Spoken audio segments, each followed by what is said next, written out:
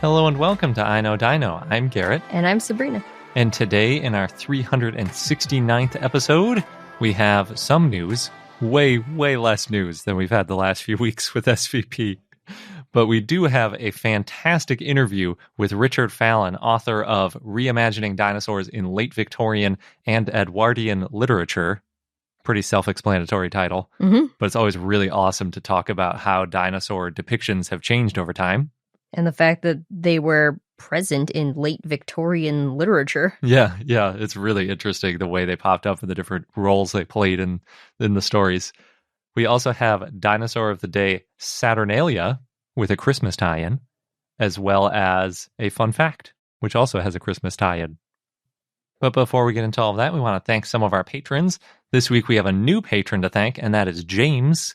Thank you very much, James, for joining in the holiday season, giving us Christmas gifts. And thank you to all of our patrons for helping to support the show.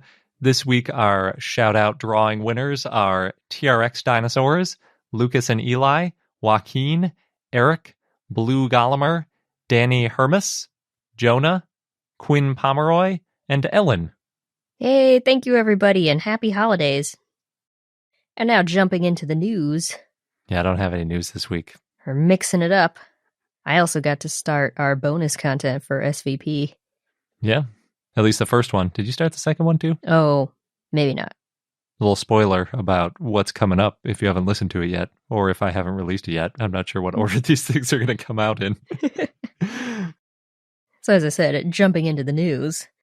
In Upper Bavaria, Germany, experts recently assembled a 36-foot or about 11-meter long T-Rex skeleton. How many T-Rexes are they getting over there in Europe? I don't know, but this one's actually coming back to the U.S. Okay, good. To its homeland. It's an interesting story. 75 of the bones are real.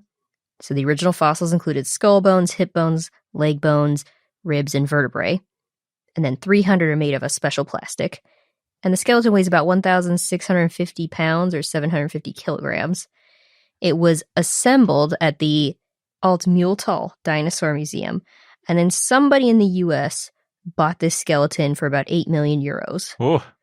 So it's going to be dismantled, I think, in a way so that it can easily be reassembled and then sent to the U.S. and then rebuilt there by the same team. And the plan is for this T-Rex skeleton to be accessible to the public and put on display somewhere. Okay. Yeah, actually, it's kind of funny because I was saying, oh, it's good it's coming back. But I'd rather it stayed in Europe in a museum than came back to the U.S. into a private collection. So hopefully, yeah, it's going to be owned by a museum and it isn't just on loan to a museum. It sounds like it's owned privately and will be loaned somewhere to be publicly displayed and available for research. Okay, well, hopefully that loan turns into a permanent transfer of ownership sometime soon. Yep. Because I know nobody's going to research it if it's not owned by the museum because most of the publications won't publish on it. Well, we'll see what happens. If we hear anything else, any updates, we'll keep you posted. In London, the Natural History Museum dressed up their animatronic T-Rex in a Christmas sweater. Cool. We had a few listeners who shared this one with us. Thank you. It's called a Jurassic Jumper. I like the alliteration. And the sweater was custom made from 100% recycled materials. And the sweater, if you look closely, it's navy, red, and green, and white with snowflakes and fir trees. And then there's dinosaurs on the sweater of Triceratops, Stegosaurus, T-Rex, and Diplodocus. That's pretty funny. Mm-hmm. I like how you kept calling it a sweater, even though they call it the Jurassic Jumper. Oh, well, in the article I read, they kept referring to it as a sweater. That's really funny. Sweaters are jumpers in the UK, right? Pretty sure. I think so. But can you imagine making a custom one for an animatronic dinosaur? That would be difficult. It might be a fun challenge if you're really familiar with knitting. Right. Well, because the arm length, the proportions would be a little different. And it's like making a tent, though. It'd be so huge. That's true. They probably had to stitch it on it after the fact, too. It'd be pretty hard to, like, stretch it over its enormous head. But it's also kind of funny that it's a dinosaur wearing dinosaurs on it. It's sort of like a person wearing a shirt with, like, a gorilla, a person and a dolphin, just like random other mammals. Other mammals? Yeah, but also themselves on it. There is a T-Rex on the T-Rex sweater. Yeah, it's pretty fun. And then our last bit of news is Jurassic World, the exhibition, is going to Denver, Colorado, starting March 4th of next year. Oh, cool. We've been wanting to see that. That's kind of closer. I keep wondering when it'll get to California. I hope it gets to California. It's getting further west. Yeah. California or Las Vegas would be doable. Denver's not too far, but... It's pretty far. Yeah. Our electric car only goes about 150 miles on a charge. It'd take a lot of charges. So it's going to be at the National Western Center. It's a 20,000 square foot exhibit, and you can see Bumpy, as well as Brachiosaurus, T-Rex, and Velociraptor. And the tickets are on sale now. Oh, Bumpy. I love that Bumpy. Yeah, someday you'll be able to see Bumpy. Somewhere. Might have to wait till I go to Universal Studios or something. And now we're going to go on to our interview with Richard. But as always, we talked for a very long time. So if you want to hear an extended version of it, you can head over to patreon.com/iknowdino and listen to it there. We're joined this week by Richard Fallon, who's a Leverhulme Trust Early Career Fellow at the University of Birmingham, who studies the interactions and overlaps between literature and science. He's also the author of the book Reimagining Dinosaurs in Late Victorian and Edwardian Literature. Thank you so much for joining us. Yeah, thanks for having me. So the book, kind of broad strokes what it's about. It's how fiction and journalism made dinosaurs popular as opposed to dinosaurs on display in U.S. natural history museums. Is that a fair assessment? Yeah, that's very fair. I mean, I focus on a period when there weren't many dinosaurs in displays or in any natural history museum, really. Kind of the late 19th century is the core of the book. Of course, all these sort of the most famous displays in American Museum of Natural History in Chicago and Pittsburgh, they're all early 20th century. Mm-hmm. So I'm focusing on a period when if you want to see a dinosaur, basically you have to look in a magazine or open a book, which is kind of the peak of the interest for me about it. How do you get into this topic? Yeah, I mean, I'd always liked dinosaurs when I was young, but because I took literature as a degree and focused on that, obviously it seemed, hard to breach those two aspects. But there's quite a surprising amount of work on literature and dinosaurs in the 19th century, because obviously this is a time when dinosaur is coined. A lot of interesting novelists are interested in dinosaurs, and a lot of scientists, like, of course, Richard Owen, are interested in literature. And so there's a good amount of scholarship from literary studies and the history of science on the intersections between these areas. And that's where I kind of brought in my angle about the late 19th century and what's unique about that period for dinosaurs and for literature. Yeah, and that's definitely still going on, because if you just said to a random person, what's the intersection between literature and science, or even if you specified dinosaurs, they'd probably say Jurassic Park, obviously. It's a very famous book. It got a lot of people interested in dinosaurs, but it started way, way before Jurassic Park did. There's definitely phases, aren't there? And you say Jurassic Park, obviously that's Dinomania. There's kind of, different levels of Dinomania. My ones are kind of, I argue that it's when dinosaur starts to become a household word. Obviously, it's still not Jurassic Park levels of kind of blockbusting, no one cares about woolly mammoths when Jurassic Parks come out. My period is the time when, in the 19th century, dinosaurs are not the extinct animal everyone loves. They're kind of competing with the moa and the mammoth and the Megatherium. Oh, interesting. Until I argue the period when I start to look at it. I didn't realize Megatherium was in contention. That's a really cool one, though. Megatherium, because it's what George Cuvier is one of the first animals to be declared definitely extinct. Obviously, it's one of the first animals to have its entire skeleton reconstructed and shown in museums in Europe. And so it becomes a bit of a byword, particularly because its name is quite funny. It's kind of a name that is bandied about by, authors like Dickens and Thackeray, all these kind of novels. It's used to mean something pompous and funny. And so the Victorians are quite obsessed with Megatherium. Possibly it does help that the British Museum has a big Megatherium, which is kind of the centerpiece of its collection, which, as I'm sure you know, that specimen is kind of copied out in casts across the world, really. So if you go to a museum in the 19th century, you don't see an impressive dinosaur for the most part. You see the Megatherium, which is this huge rearing giant sloth. And it's much more spectacular than, a bit of squished iguanodon somewhere in a cabinet. Yeah. The name Megatherium does mean giant sloth, right? Or am I wrong? I think it's giant beast. I think therium is beast. Yeah. Okay. Did they know it was a sloth at the time? I think so. I mean, yeah, I think that was what was curious about it, because it's kind of this indication that the past was the same as the present, but bigger. Or at least it seemed that way, I guess, at that time. Everything, obviously the stereotype is things were bigger in the past. Mm-hmm. The sloth seemed like the key example of that. Yeah, even the sloths were bigger. That's awesome. That's interesting. So Megatherium was more popular at the time, but then somehow people started writing about dinosaurs? Yeah, so, I mean, Richard Owen coins dinosaur in 1842, but as the kind of scholarship has pointed to, no one actually particularly cares or finds that interesting. They don't find it interesting scientifically. The public certainly doesn't catch on.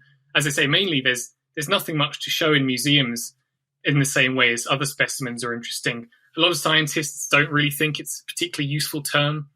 But of course, discoveries in the US by Cope and Marsh and co., dinosaurs start to become something much more interesting.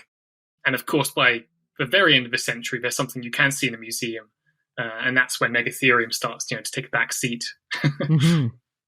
Interesting. So when was the first book published, or at least that you found, about dinosaurs in a more pop culture-y way? It depends on is a dinosaur before the word is coined, because Mm-hmm. I mean, you have popular stuff about Iguanodon, Megalosaurus, Hylaeosaurus before the word dinosaur is coined. You have Gideon Mantle, the Sussex geologist, writing popular works, particularly The Wonders of Geology in 1838. That's a big one for popularizing dinosaurs. But as I say, there's no dinosaurs in it ostensibly, but it's got a beautiful frontispiece painted by John Martin, celebrity artist who painted scenes of the destruction of Pompeii and biblical catastrophes. He does a beautiful illustration, one of the first published illustrations of a dinosaur in a book.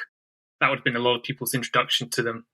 But as I say, the word dinosaur, even though there's plenty of dinosaurs throughout the century, Megalosaurus is in the first page of Dickens's novel Bleak House. Mm-hmm. Really, at least I argue in this book, it's only really the 1890s, particularly after a book called Extinct Monsters, written by a guy called Henry Hutchinson, that dinosaurs start to become something that, or at least book reviewers, obviously you can only go by, for the most part, by the reviewers, they pick up on dinosaur, they start to recognize that dinosaur represents a lot of very different looking animals, but it's actually more interesting than what Owen had conceived dinosaurs to be, which are effectively just kind of giant lizards, which is quite interesting, but it's not as weird as some of the other stuff. I mean, they like Megatherium, they also like pterodactyl. Mm-hmm. At the time, nothing was as strange as a pterodactyl or a plesiosaurus, animals that looked nothing like anything that was currently alive. Iguanodon was basically a giant iguana for a while, which is it's cool, but But we've seen what else you those. got? That's really interesting. I had always assumed that by the time they did the Crystal Palace dinosaurs, that would have really spurred interest in dinosaurs. But I guess you're right. At that point, they were basically just giant lizards. So it's okay, yeah, there used to be giant lizards. There were also giant other things. So Yeah. I mean, you can tell by what people use instead of dinosaurs. So if people refer to from about, early 19th century to towards the end of the century, really, people talk about saurians. And that word means iguanodon, pterodactyl, plesiosaurus, ichthyosaurus. Everything's a saurian. Very unusual to see someone use the word dinosaur, and even more unusual, and I mean this in terms of the general public, but of course a lot of scientists also try to kind of assassinate the word dinosaur, like T.H. Huxley. The general public uses the word saurian. If they use the word dinosaur, they probably don't use it accurately to refer to only iguanodon, megalosaurus, etc. They use it as a kind of pompous technical term. You often see Victorians use the word dinosaurian, and it's kind of supposed to mean gobbledygook. So when the period I start to look at, it's when people start to use the word dinosaur, they also know what it refers to, and they use it in a kind of colloquial way. In the same way as a dinosaur now, obviously, doesn't really have any sense of jargon to it. It's just a vernacular word, really. Mm-hmm. Yeah. So you said Huxley didn't like the word dinosaur?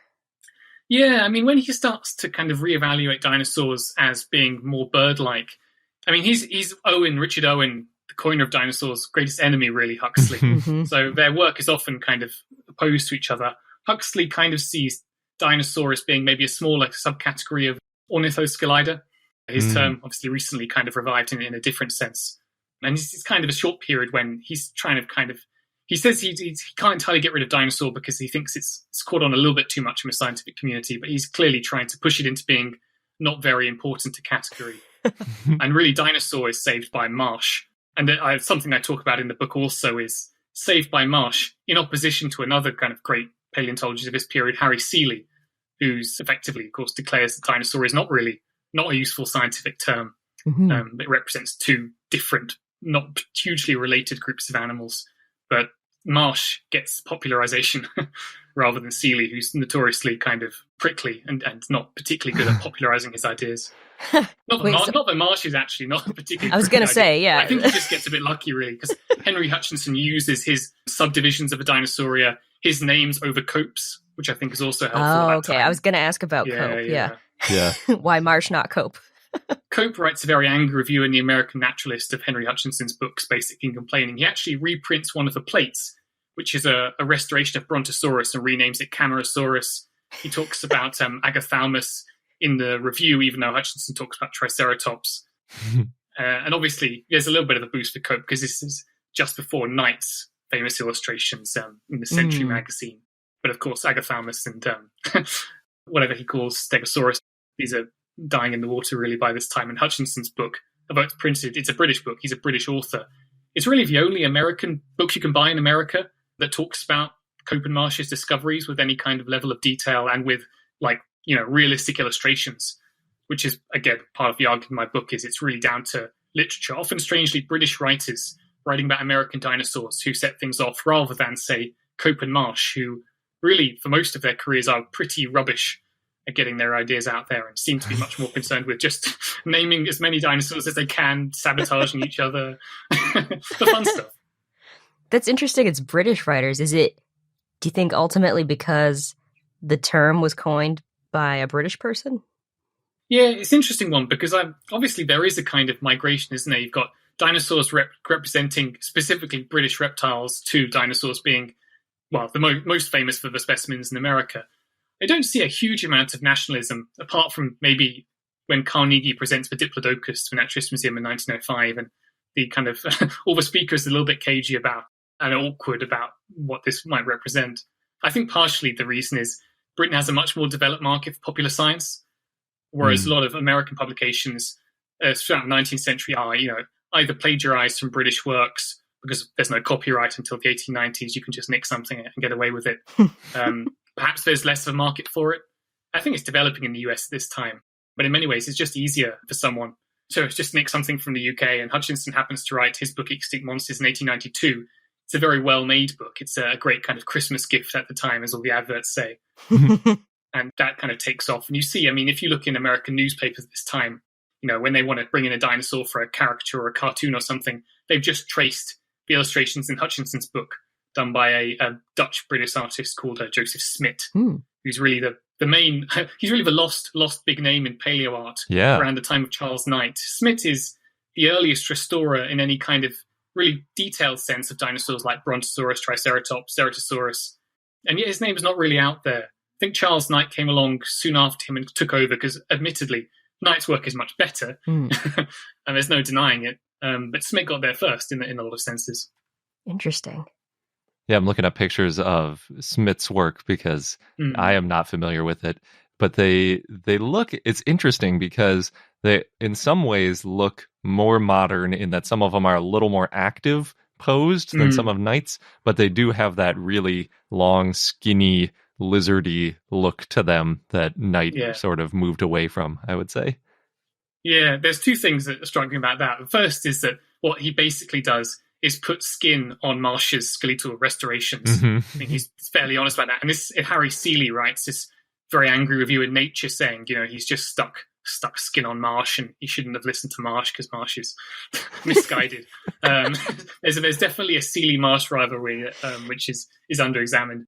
But also, because this is happening quite early in dinosaurs, modern history, the ideas of dinosaurs as being kind of, sluggish, useless kind of things are embryonic, really. They're not fully there yet. So Marsh says Triceratops went extinct because its head was too big. And a lot of, reviewers of Hutchinson love this because Hutchinson makes a big thing of that. But the dinosaur in its kind of early 20th century lethargic kind of mode is not fully decided yet. We've all seen Knight's sleeping laylaps, with the kind of energetic dinosaurs that kind of went out of fashion for a while. And Smit he doesn't have a stereotype of what dinosaurs are like really at this point to go with. But as I say, he's also, as you look at his pictures, he's pretty much just taken Marsh's thing and put some skin on it like a bin liner over a skeleton. Yeah. Well, the shrink wrapping dinosaurs, as some people call it, is not not lost. It still happens from time to time, so you can't judge it too harshly. He's not quite as extreme as some of the deoxygenated shrink wrap kind of. They're a bit more baggy. Yeah. Seeley calls them. He compares them to the stuffed toys in the an arcade in London. This makes me wonder how many rivalries Marsh had. Yeah. I've read some of. Marsh's Yale have all Marsh's letters. Well, I say all of Marsh's, but letters to Marsh online, which is a really great resource. And obviously Marsh is the image of him is a pretty unpleasant guy. Henry Woodward, who's the curator of geology at the Naturalist Museum in London, or the British Museum of Natural History, he has a really fun relationship with Marsh, but unfortunately, because Marsh's side don't respond, it's hard to know if Woodward was just being chatty and friendly and Marsh was just being cold and rubbish. Henry Woodward writes as if Marsh is a great friend of his family, of his wife. Marsh sends his wife stamps for her stamp collection. And so in fact, there's maybe a side of Marsh there which is a bit more genial. But obviously it does help when you're not Marsh's enemy, you're not competing. Yeah. Same with Richard Owen. Richard Owen, notoriously lovely guy, if you weren't trying to describe dinosaurs or do anything relating to paleontology. Everyone says he's a lovely guy, but obviously you start to argue with him on a scientific matter and he becomes just kind of satanic. Really? I've never heard Richard Owen described as a nice guy, but I guess I've never looked into his personal side before. We've only looked at the paleontology side. He's great friends with Dickens. He's great friends with, a lot of the Victorian elite. And of course, Richard Owen is not, he doesn't come from the elite. He has pulled himself up by his bootstraps, basically. So there is an obsequiousness to him sometimes, which can be a bit grating. But I think he felt he worked very hard to get where he was. And it gave him a certain level of desire to constantly be right, to prove himself. But, there's funny anecdotes about him. He wrote serial horror stories early in his career for periodicals. His wife used to joke about her. A lot of this is coming from my PhD supervisor, Gowan Dawson, wrote a book, Show Me the Bone, on the Cuvierian method of paleontology, which Owen was a famous proponent of. A lot of this book, Show Me the Bone, is about Owen. He comes off, in many ways, quite bad, but also you see the human Owen, like when, as I say, he's dissecting animals at his home and his wife makes him smoke lots of cigars, so she can't smell it so much. That's funny. What's the Cuvier method of science or paleontology? Yeah, so this is George Cuvier again, the guy who reassembled the Megatherium effectively, really the founder of paleontology, French author, alive late 18th, early 19th century. Cuvier's claim was that he could discern the entirety of an animal just by a single bone, because if you have enough knowledge of comparative anatomy, then a certain groove in even the smallest vertebrae indicates necessarily a whale or a pig or whatever. And so Cuvier had a reputation for having, and which he played up, an almost supernatural ability to detect an animal from very little fragmentary remains. And this method Owen took up famously in a kind of propaganda coup. He received a bone from New Zealand, which he predicted would have come from a Struthius bird, he said, which of course soon turned out to be the moa, and he was right. He'd just had a single bone, and he'd known via this quasi-supernatural, quasi-almost mathematical ability to just determine the rest of it. Again, Gowan Dawson talks about how Owen did actually know that he'd been told it came from this kind of bird. And the Cuvierian method is effectively disproved by later 19th century paleontologists, especially because evolution, which Cuvier didn't believe in, Owen believed in only a very strange way. You can't know, there's certain animals you never could have predicted they would be from a bone. Especially things like dinosaurs.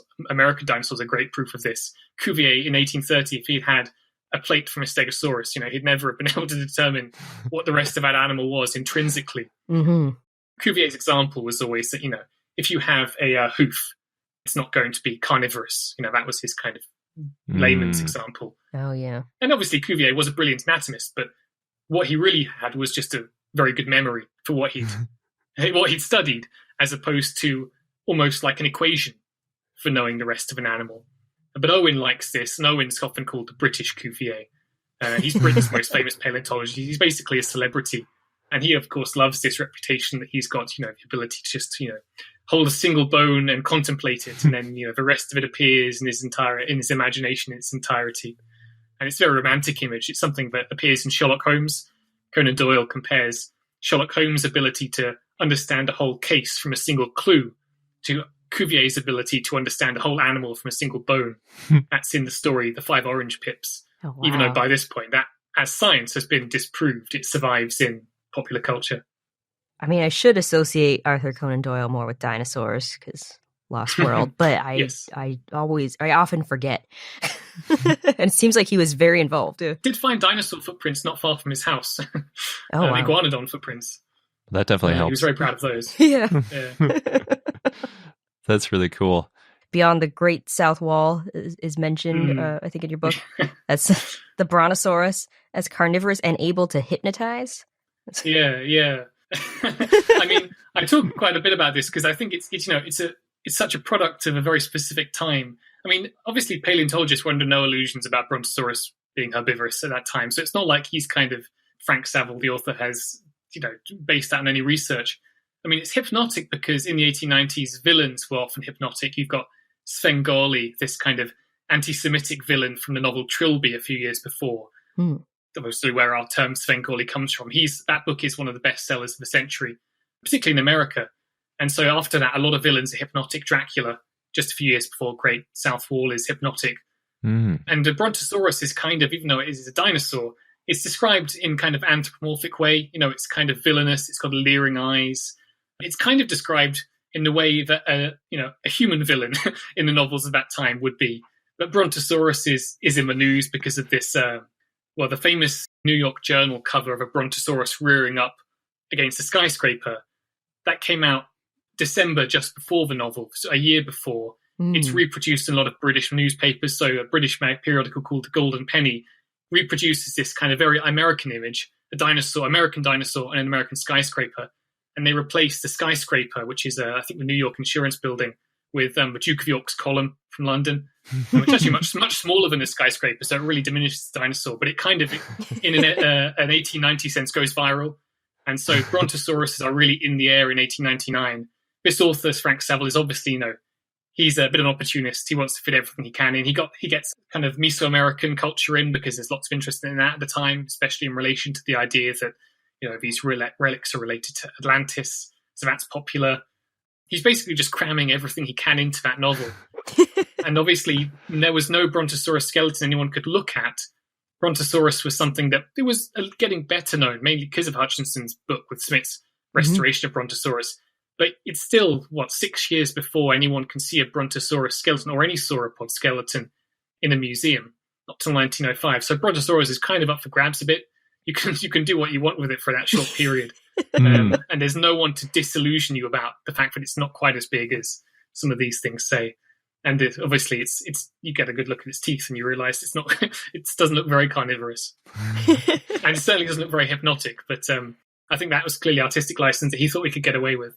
Yeah, I didn't realize. Yeah, that's interesting too, because we talk about Brontosaurus catching on partly, at least in America, with the big skeletal mount at AM&H, but that was years later. That was in the early 1900s, not late 1800s. Yeah. Well, I have a part of my chapter 3. First half of it is on some other novels. Second half is on this kind of Brontosaurus craze. So there's quite a few Brontosauruses in fiction in 1899, and there's another story which is literally a very topical satire on the US expeditions looking for giant sauropod skeletons in 1899. Obviously, Carnegie and the Pittsburgh Museum, and also the American Museum of Natural History in Osborne. So there's this great rush to the west to look for sauropods. There's one short story about, it's called Silas P. Cornu's Divining Rod. It's it's a parody of American boorishness by the standards of British readers. Of course, it's published in America as well, so it's more a parody of Western US rather than kind of the US in general. This kind of inventor who always comes up with great inventions, but all he wants is to find gold. And of course, the joke is he keeps finding things like he finds a dinosaur skeleton. He's like, this isn't gold, this is useless. And that novel is set during the gold rush, so it's slightly earlier. So I guess the joke is that actually, from the time period of that story, a giant dinosaur would not have been worth a great deal. But by the 1890s, it's absolutely what all the big philanthropist millionaires want to find. And that's something that is very keyed into that year, 1899, when supposedly on the 1st of July, I think, is it Carnegie's team or is it the American Museum team, supposedly find their specimen on the 4th of July.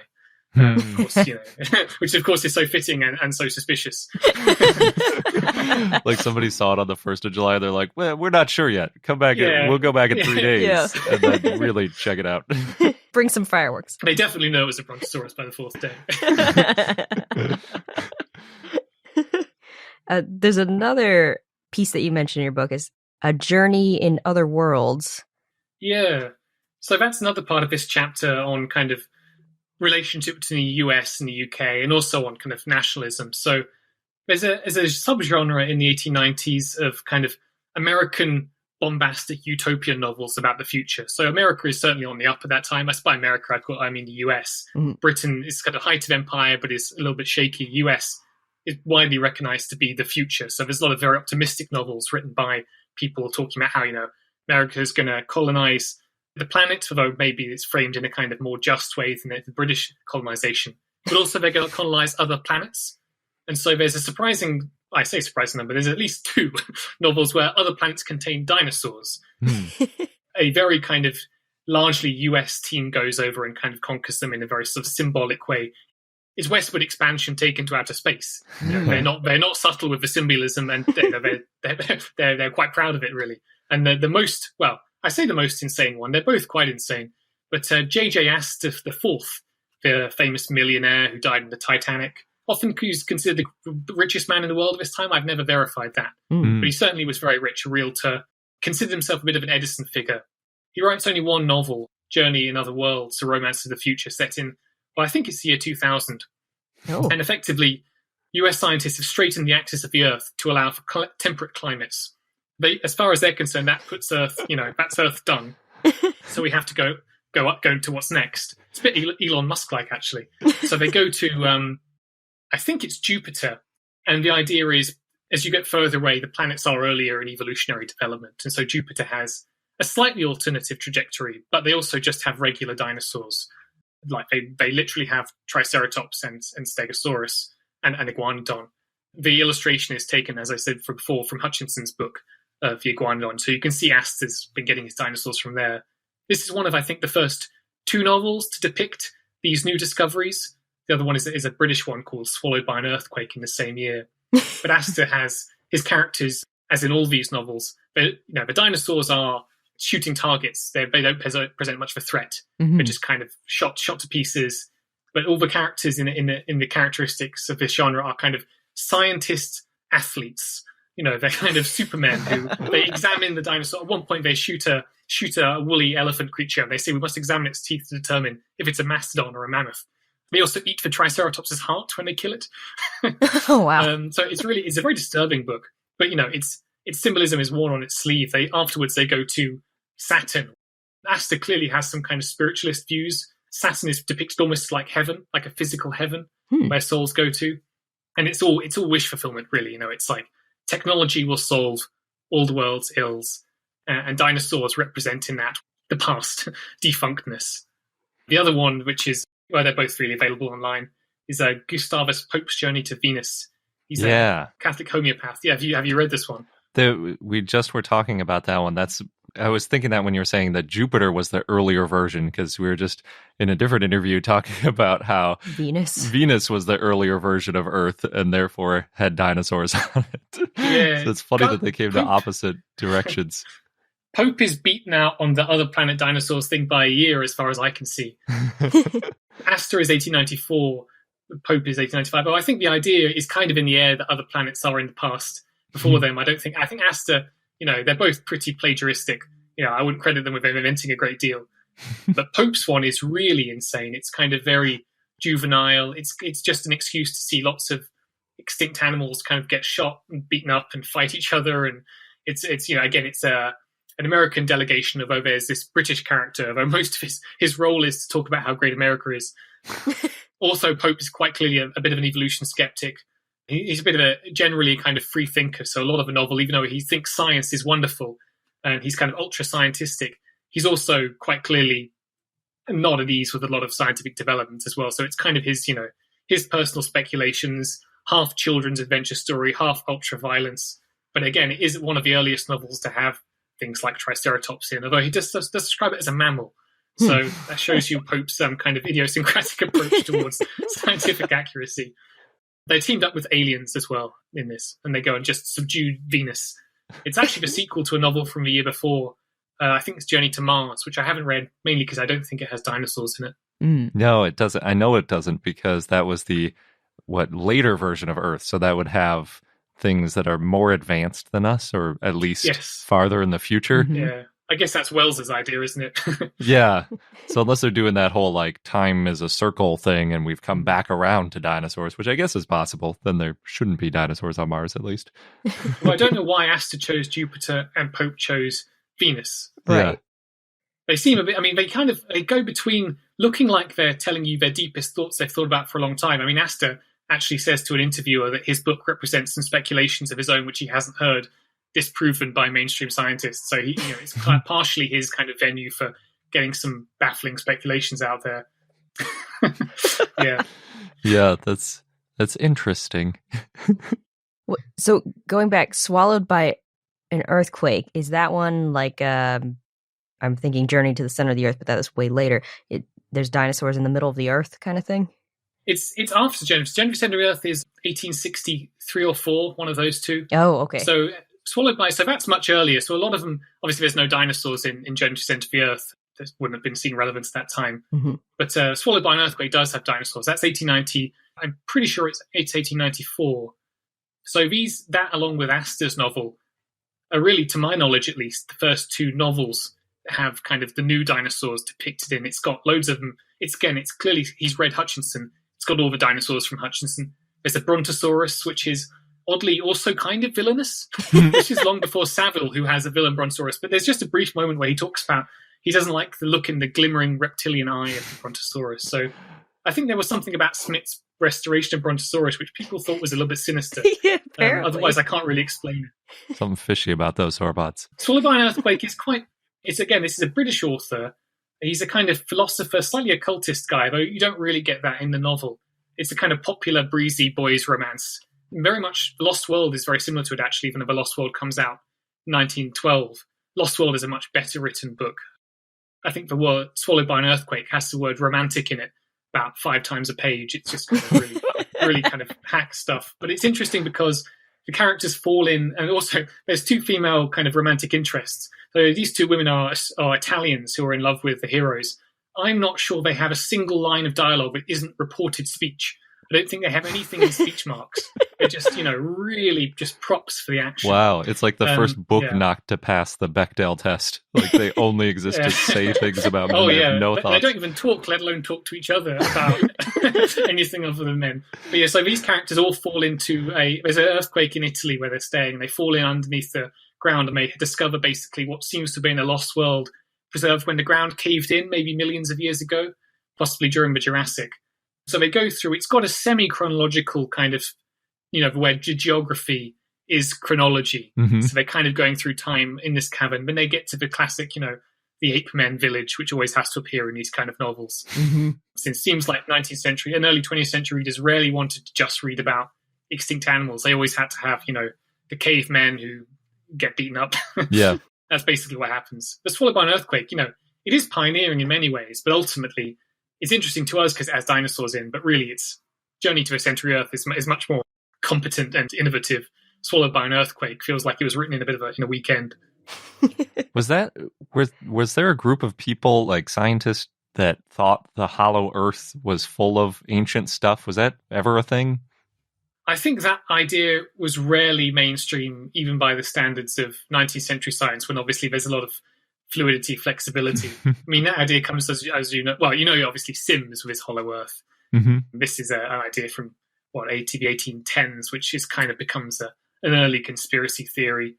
Never really has a great deal of traction. Sims thinks mammoths might survive because they live inside the Earth and maybe they occasionally come out the holes at the pole to the Arctic. There's always talk in the newspapers of Smithsonian expeditions looking for dinosaurs in Africa and things. They never really found much detail on to what extent there was money invested in this idea. Eddie Guimont, who I think you've spoken with, he's more knowledgeable about that than I am. Yeah, it makes me think also, depending on who's reporting it, the Smithsonian very well could go to Africa and look for dinosaur fossils. And depending on who hears they're going to Africa to look for dinosaurs, if they're thinking about, Mokele Mbembe running around in Africa, they're like, oh, they must be looking for that, and maybe get a little confused in the reporting. I mean, it's quite often presented as a look at what these wacky eggheads are trying now kind of thing in newspapers. They often quote Lewis Carroll's poem, The Jabberwocky. They do these things to indicate, that they think it's a bit silly and what a scientist will believe anything. But I mean, obviously, there's up and down legitimacy for the idea of dinosaurs surviving, but they're usually not, to my knowledge, hiding underneath the earth in any kind of stories which claim credibility. Mm-hmm. Gotcha. So reimagining dinosaurs in late Victorian and Edwardian literature, that's not your first book on this subject. You've also contributed to the anthology Creatures of Another Age. Can you tell us a little bit about that? Yeah, thank you. This came out with a publisher called Valancourt, who publish kind of out-of-print stuff. They print old Gothic novels, kind of LGBT stuff, mid kind of 20th century things, which are hard to get a hold of. I asked if they'd be interested in an anthology collecting various texts about paleontology from the 19th century, poems, short stories, interesting popular science writing. Popular science writing can be quite vivid in the 19th century. And so I put together this anthology, Creatures of Another Age, which has a short story by Arthur Conan Doyle, Blue John Gap, which is about a cave bear surviving.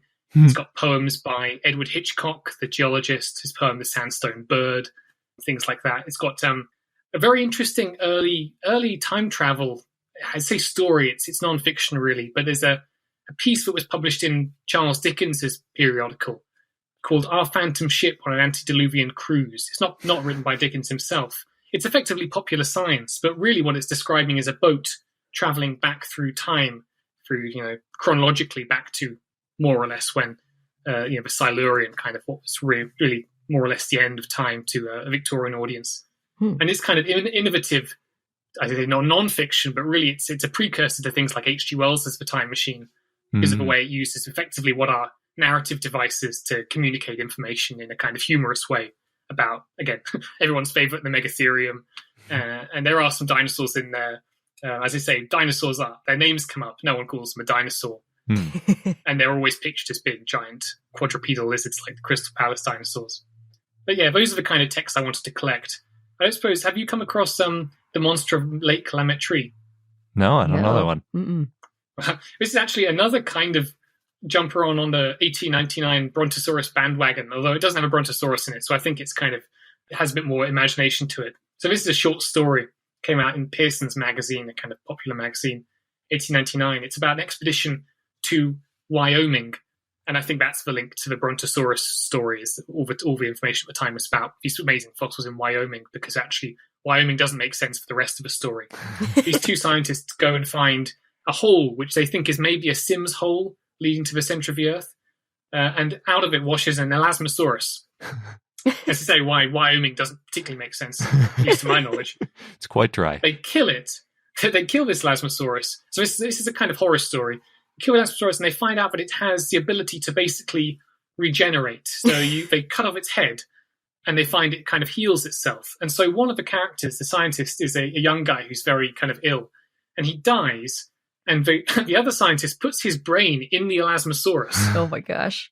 And the brain, obviously, it heals. And so his mind is in the Elasmosaurus. And at the start, the Elasmosaurus is kind of just this young scientist, and he has this vigorous new body, which is almost immortal.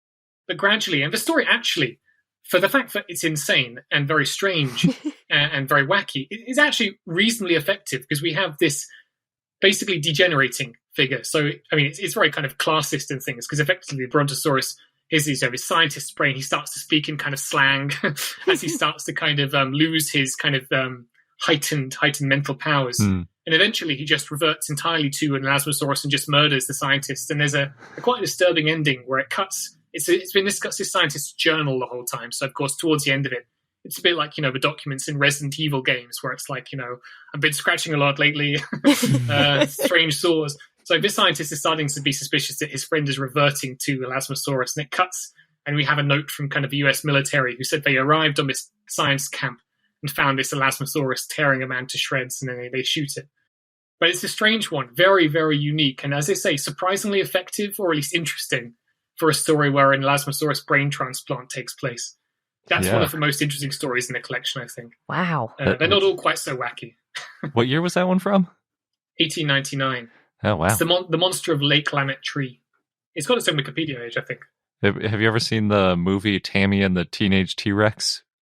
I've watched a review of it. I've never actually seen it. Wasn't it made because they had a dinosaur model they needed to do something with? That would make sense. There's no other justification I could think of because it's terrible. But it's the only other time I've seen a brain of a human who got injured put into the brain of, the head of a dinosaur. It would be very interesting to know if that is an idea that independently came up in two minds, or if it was they'd read. Lametry, I think, was republished like in the 70s, maybe. In an anthology, so it was not been entirely out of print. So maybe. Yeah, I'm trying to think of what else I've got in there. There's a very early model for the kind of pulp dinosaur discovered, then shot by hunters kind of story called The Last Dragon, which is 1871. And it's, very simple. It's, there's a boat. It's on, I think it's offshore kind of East Africa or something, and they discover a reptilian monster that is kind of implied. I say it's a dinosaur. It's probably a plesiosaurus or something. They use the term kind of, it's an antediluvian monster of the God knows what period. So you can tell what they're going for. It's very simple. They shoot it, basically. But at 1871, that's very early for that kind of, trashy dinosaur story, which becomes a template for, decades. Some people in some place where there's not many white people find a dinosaur and shoot it becomes, a stock story. You have in a kind of, these kind of magazines by that point. And The Last Dragon's the earliest one I found of that kind of genre. I've got a couple more in there. Some are a bit more sophisticated than that. I've got a Jack London story, A Relic of the Pliocene, which is, Jack London's a better writer, but it effectively is still that same story. Someone finds a mammoth in this case. It sits on his dog, so he shoots it. It sits on his dog, so he shoots it. Yep. Any excuse to shoot the last of a prehistoric species in the early 20th century fiction. I had no idea there was so much of this kind of literature so early on. Yeah, 1870s. That is early. Yeah. As I say, Journey to the Century Earth, 1864, I think it is. But I mean, the kind of non-fiction around that time early is so vivid, and in many ways there's kind of quite an easy step between a kind of imagined scene in a work of non-fiction to a straight-up novel, like Jules Verne's Journey to the Centre of the Earth. I mean, one of the writers who's been talked about quite a lot in that sense is Hugh Miller, the Scottish geologist. He's famous for his kind of vivid scenes where he'll be kind of describing, he lectures to his audience, and his lectures publishes books in the 1850s and earlier. And he kind of, acts as if they've gone back in time. He's like, look over there, you can see among the ferns a gigantic reptile. And those kind of things are basically, he's working with things that fiction writers will just take the next step and just turn it into a story rather than popular science. And Verne is on board with that. Nice.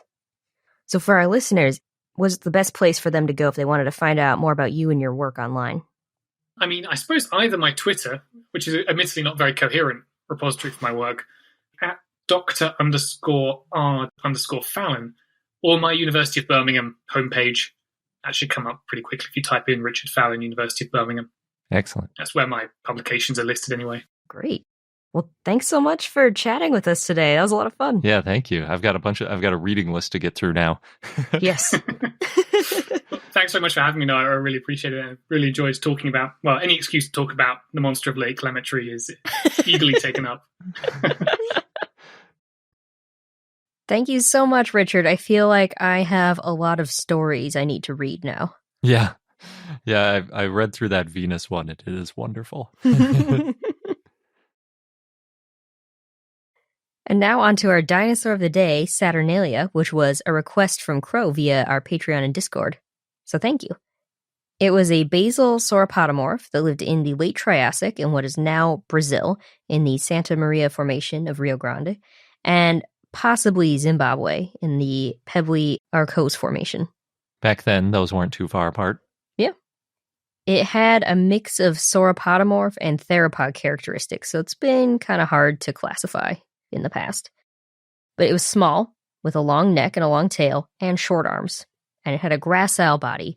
It was estimated to be about 5 feet or 1.5 meters long. Oh, that is small. Mm-hmm. That's funny. For some reason, I always imagine it as a sauropodomorph with longer arms. I think I've always heard it was a sauropodomorph, and it just, in my head, was way bigger and had bigger arms than that.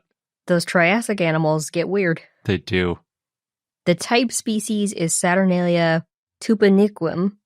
I'm not entirely sure how that part is pronounced. The species? The species name, yeah. It comes from Portuguese and Guarani, and it's a, quote, endearing way of referring to native things from Brazil. That's nice. Yeah. So Saturnalia was named in 1999 by Max Langer and others, and the genus name means carnival in Latin, and that refers to the fossils being found during the feasting period. Yeah, that's awesome. Yeah, Saturnalia is such a fun concept. You know, it goes all the way back to ancient Roman and Greek times. Yeah, it was a really popular Roman festival dedicated to the Roman god Saturn, and it was originally celebrated on December 17th, and then it was extended to be a whole week of celebration. And in case you're curious, the Greek version of the Roman Saturn is Cronus, for any Greek and Roman mythology buffs out there. And Saturnalia, it was celebrated with a sacrifice at the Temple of Saturn, and there were also banquets, gift-giving, and a lot of parties or carnivals. And people were also allowed to gamble during that week. And they also named a mock king, Saturnalicius Princeps. Gifts could include wax figurines, dice, combs, toothpicks, axes, perfumes, parrots, clothing, books, and a lot more.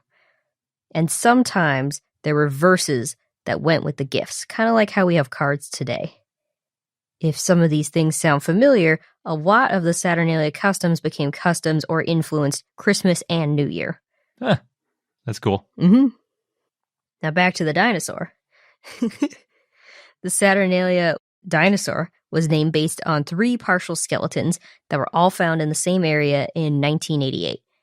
The holotype includes a well-preserved, semi-articulated skeleton, vertebrae, pectoral girdle, right humerus, partial right ulna, pelvic girdle, left femur, and most of the right hind limb.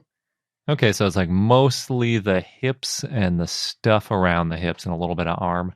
For the holotype. But then the other skeletons included a partial mandible with teeth and partial skeleton, vertebrae, pectoral girdle, right humerus, right side of the pelvic girdle, most of the right hind limb. Oh, cool. Oh, yeah, you said pectoral girdle for the first one, which is like shoulder blades and stuff. Mm-hmm. That's pretty good. It's nice that they have 2 that overlap a bunch, too, so you can squash out some of the individual variation. True. And a possible partial femur was found in Zimbabwe that might belong to Saturnalia. Yeah, it's hard to tell from just a partial femur. Yes. Saturnalia was the second dinosaur found in the Carnian Alamoa beds of southern Brazil, and that's one of the oldest strata with dinosaur fossils. The discovery helped show evidence of widespread distribution of early sauropodomorphs in the late Carnian. About 230 million years ago, roughly. Mm-hmm. In 2003, Max Langer published even more details about the anatomy of Saturnalia. They found that the first metatarsal was much shorter than the second and third ones. The first one was about 60% the length of the second and 55% the length of the third. There were also scars and other traces of muscle attachments on the body. And they found that Saturnalia had limbs adapted to running, more so than typical sauropodomorphs. Saturnalia could walk on 2 or 4 legs, but was probably bipedal when it was moving quickly. Especially since you said it has short arms. Yes, although it probably was not an obligatory biped. Meaning it spent sometimes on all 4s? It probably walked on 2 legs more often than other prosauropods to run away from predators or hunt for small prey. You got a sauropod hunting? Like I said, had some theropod characteristics. Oh, that's the theropod part of it, I see. Saturnalia's gait was, quote, probably somewhere between that of a fully bipedal dinosaur like Coelophysis and that of forms such as Plateosaurus, which were mainly quadrupedal, becoming bipedal only at high speeds, end quote. In 2017, Mario Bronzati and others studied the endocast of Saturnalia. They looked at the floccular fossae lobe, the FFL, which is, quote, part of the systems operating to control eyes, neck, and head movements, end quote. There's apparently a smaller volume of FFL in sauropods, and in the past, that's been thought to be linked to sauropods being quadrupedal. The idea is that you need more balance control when you're bipedal versus when you're quadrupedal, and that balance involves the FFL and inner ear. But the FFL volume has been found to vary in other dinosaur endocast studies, including theropods, so FFL may not be related to how they moved. It's possible that a well-developed flocculus could be linked to predatory behavior because it helps the dinosaur move its neck and skull quickly. Yeah, I think we've heard that before. Mm-hmm. I really like the word flocculus, by the way. It's a good one. Fun to say. They also studied the teeth of Saturnalia and found recurved teeth with small serrations. That does seem pretty predator type teeth. So based on studying Plateosaurus and Saturnalia, it's possible that FFL went down in bipedal sauropodomorphs before they evolved to be quadrupedal, and it may have been linked to their herbivorous diet. In 2019, Mario Bronzati and others studied the skull remains of Saturnalia, and they CT scanned the skull bones of one of the paratypes. They found that the small skull may be related to, quote, an increased efficiency for predatory feeding behavior, allowing fast movements of the head in order to secure small and elusive prey, end quote. And that supports the endocast study that had been done earlier. Saturnalia had a short skull. It was lightweight. It was about 3.9 inches or 10 millimeters long and small compared to the rest of its body. So to recap, the small skull of Saturnalia helped it with its long neck, which helped later sauropods eat plants that other animals couldn't reach, the long neck that is, and then eventually gave sauropods that advantage and helped them grow so large. Saturnalia may have been able to move its head quickly and go after small prey. It had heterodont teeth, where some were more leaf-shaped and others were higher and coarsely serrated. So Saturnalia may have been an omnivore, eating lizards, mammals, insects, as well as plants. And our fun fact of the day is that in 2019, a nest of about 20 to 30 fossilized dinosaur eggs was found on Christmas morning. Oh! And we didn't notice it at the time. I guess we were busy. I guess so. Family festivities. But I think that is a great Christmas morning surprise. Mm-hmm. And something worth mentioning since this episode comes out not too long before Christmas. The specific dinosaur fossils were found during construction of a middle school in China, and they're still in pretty good shape and even look like egg shapes. They're not in tiny pieces like a lot of fossilized eggs are when they're found, which is especially impressive because they were found after using explosives to excavate the area. So, yeah, the explosives didn't really do much damage. Then the construction crew were like, those might be dinosaur eggs, and called up the local museum, and they came out and said, yeah, those are dinosaur eggs. They were found in the Jiangxi province, but they don't know the age. Jiangxi actually has rocks aging from the early Triassic all the way to the late Cretaceous. Wow. So the entire span of dinosaur history. That's impressive. Yeah, but as far as I could tell, the only actual dinosaurs, so that's fossils of any type, including, all sorts of marine things or mammals or whatever. But the only dinosaurs I saw in the Paleobio database are from the Cretaceous. For now. Yes, they'll probably find more later. And they might have already found them and they're just not on the Paleobio database. But the early guess put them at about 70 to 130 million years old, which is a very wide range, 60 million years. But that does put them sometime in the Cretaceous, just not very specific. I couldn't find any update online. It's often difficult to find updates on Chinese things through American internet. But apparently, the local Dayu County Museum came to excavate the fossils, but I can't find that museum anywhere. Apparently, it's in southwest Jiangxi, and that's where Dayu County is. But I don't know. It's not on our map, and I couldn't find it on Google or on any of the travel websites with lists of things to do. So who knows? But the article mentions that the eggs are about 2 millimeters thick, which is pretty typical for a lot of dinosaur eggs. And my quick internet analysis of the few pictures I could find of the eggs, they look long and skinny, pretty theropod shaped, that sort of elongatulithid shape. I have no idea which theropod, but there is an oviraptorid named Jiangxisaurus, who I guess is a possible candidate. So they could be oviraptorid eggs. The museum director, too, from the Dayu County Museum, said that the green hue of the eggs is something they've seen with other Cretaceous fossils, which I think is probably where that Cretaceous estimate came from. If there's a museum director, there's probably a museum. I know there is, but I can't find it. I wish I could find it. It's like, if anybody knows where this is, let me know so I can put it on our map, but I can't find it. The really fun thing is, so the eggs are green from the fossilization, and they're in a red sandstone mix, which means they found a green and red dinosaur nest on Christmas morning, which is pretty awesome. That's funny. Well, that wraps up this episode of I Know Dino. Thank you for listening. If you want even more dinosaur goodies, check out our recently updated website, iknowdino.com. Sabrina put a lot of work into it. It looks very nice. We also have some excellent guest posts. And happy holidays to everybody. Thank you for listening. And until next time.